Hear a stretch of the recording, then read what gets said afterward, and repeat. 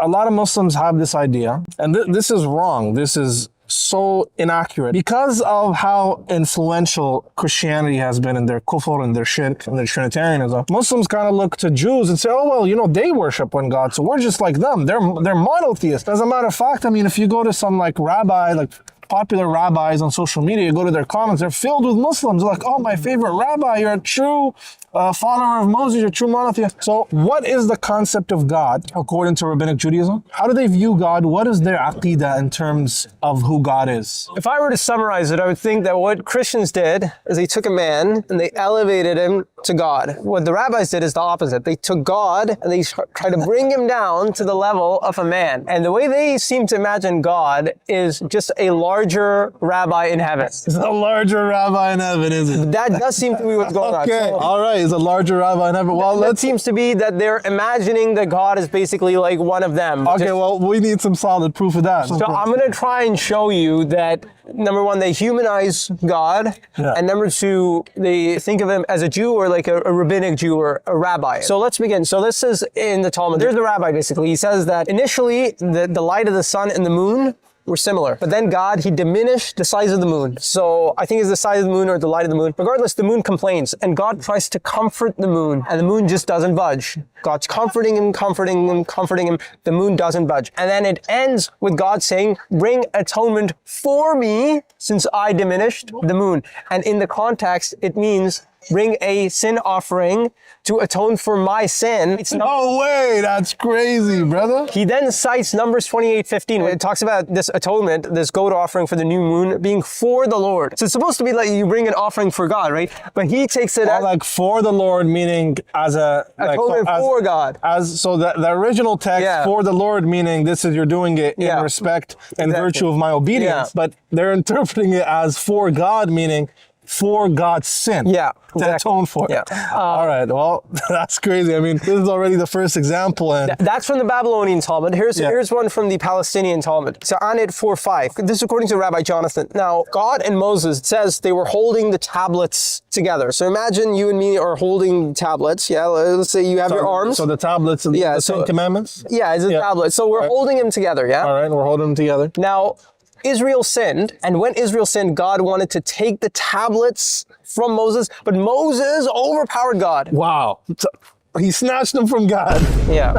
Okay, so then what happened after that? Well, that's the story. Essentially, it's supposed to make it out to be that they had the tablets and God couldn't overpower Moses. So then they cite a verse which says, that is what the verse means when it says, and all the strong hand. Peace shall be on the hand which had the better on mine. And it says the tablets wanted to fly off, but Moses held them. So here's another one. So Avodah Zarah 3b is this passage which sort of lays out what God does in a day. One of the things it says is that for 3 hours, God makes sport with, or God plays with Leviathan.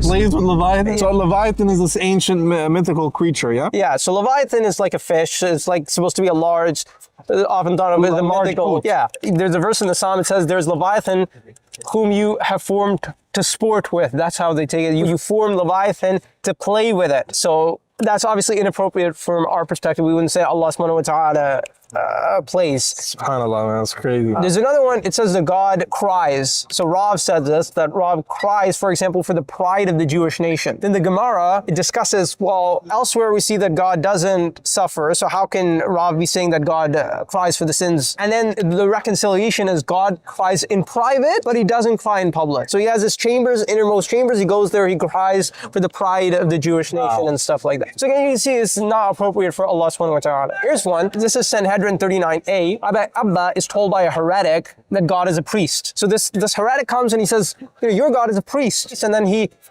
talks about Deuteronomy 34, where it says that God buried Moses. So he says, well, if he's a priest and he buried Moses, then he must have been impure because a corpse causes impurity. So how did he purify himself? And he tries to raise up a dilemma. He couldn't have purified himself with the water because there's a verse in Isaiah that says something like God holds the waters in his hand. So how did he purify himself? What's the rabbi supposed to say? He's supposed to say, what are you talking about? He's not you're doing tahmid. Not a man. Yeah, he doesn't get it pure. So God does wudu, basically. Yeah. And what does the rabbi say? He says, he purifies himself in fire. Essentially, he's accepting the premises, and he's just saying he has a different way of purification by fire. Wow. Here's another one. This is in Metzia 86a. And according to this goes to what I was saying, where they just view God as a larger rabbi in heaven. So what do the rabbis on earth do? They disagree, right? You're a rabbi, I'm a rabbi. We did this is the law, this is the law. What do they say? They say, in the heavenly courts, God was disputing with the angels over the law. What should the law be? They're disputing. So what does that sound like? So God is having a debate with the angels. Exactly. And then they say, well, who can arbitrate in this? Who can judge between us? Who's right, God or the angels? We need someone to judge. And they appoint Rabbi Nahamani to arbitrate the matter. And then the rabbi is about to die, and he declares the position that God has is correct. Wow. He needed the rabbi to tell him that he's correct. Here's where it gets even more interesting. Was God right? The rabbi says it, but if you go to the Mishnah, it takes the other position. It takes the position of the angels. If you go to Mishnah Torah by Maimonides, he agrees with the Mishnah. So Derashot 6a, Rabbi Yitzhak says God wears tefillin. What's tefillin? You know those the things that Muslims say, The little Kaaba piece, So God wears that. And he wraps it around his arm too? Yeah, I believe so. Now, here's one that may be less problematic, but when you put them together, it becomes clear that he wore a prayer shawl. This is Rosh Hashanah 17b. Rabbi Yohanan is saying this, that God wore the prayer shawl and he showed Moses how to pray. Similarly, Avodah Zarah 3b says that God engages in the Torah for 3 hours. Now, God listening to the Torah, that's not actually problematic. But when they say he's engaging in Torah, it seems to be painting him as like the rabbis engage in Torah, that's how God. So again, these things by themselves, you could argue, but when you put them together, it seems that they are imagining God as a larger rabbi. And I'll give you one of the evidences for this. Now, I'm not overstating my case here. Rosh Hashanah 1:3 in the Jerusalem Talmud says that God keeps the commandments of the Torah. He says, I am he who keeps the commandments of the Torah first. And there's more regarding this. You know, Pasikta Rabati 37, it's a midrash. Midrash are sort of like expositions on the Bible, basically. So Pasikta Rabati 37, God says, I'm just going to read this out. I wrote in the Torah, he who kindled the fire must surely make restitution. I started the fire, as it is said, from on high he sent fire.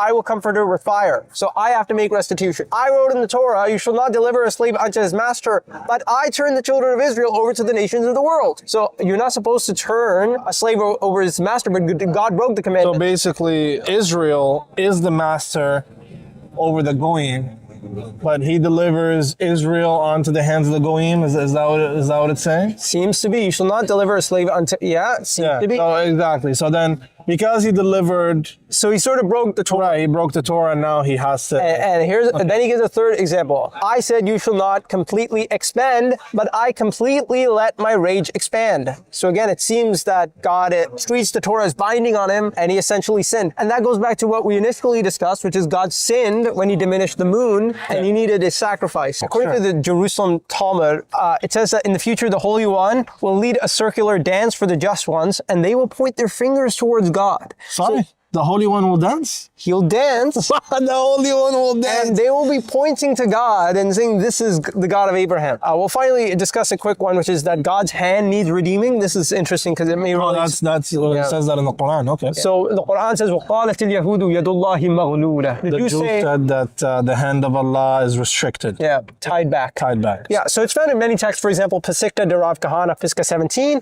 When the enemies of Israel take over, they tie the Israelites' hands behind their backs. God does the same thing. He bound his right hand behind his back. And then he tells Daniel that in the future, he will redeem his right hand, so to say. It says, as long as my children are bound in slavery, my right hand will be bound with them. When I deliver my children, I shall deliver my right hand. Wow. Okay. Obviously, I mean, there's a lot of these things. It's clear. There's like over 40 volumes in this Talmud. So just want to clarify something. Just because there's a lot of kufr and shirk and weird things in here, it doesn't mean that there aren't true things, because there's a lot of the hadith and things in the Quran that actually affirm a lot of the oral teachings in the Talmud. So we're not saying that everything in the Talmud is wrong and kufr and shirk. Obviously, a lot of it is. It's clearly, it's blasphemous and a lot of it is made up. But this is not to kind of, throw all of it in the trash.